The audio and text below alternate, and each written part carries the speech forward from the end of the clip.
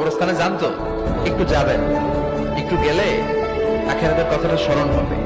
ওখানে ছোট শিশুরা শুয়ে আছে, কিশোর যুবকরা আছে, আপনার মতো তাগড়া যুবক মুরব্বীরা আছে। এরা এই এলাকায় থাকতো, এরা আকাশ থেকে নেমে আসে না, এই এলাকার সন্তান আজ নাই। একটা সার্টেন পিরিয়ড শেষে আপনিও থাকবেন। This is the nature of life, this is the circle of life. ছোট্ট শিশু হয়ে এসেছিলেন, শৈশব, কৈশোর, যৌবন, প্রৌঢ়ত্ব। আগে ছিলেন সিঙ্গেল, বিয়ে করে হয়ে গেলেন ডবল। এরপরে আল্লাহ আপনাকে একটা মেয়ে দিল, এরপরে মেয়েকে বিয়ে দিয়ে শ্বশুর হলেন, এরপরে ওই মেয়ের ঘরে সন্তান হতে নানা হলেন। আর কতদিন? অনেক দিন হলো তো, অনেক লম্বা সময় পেয়েছেন আপনি। Think about that.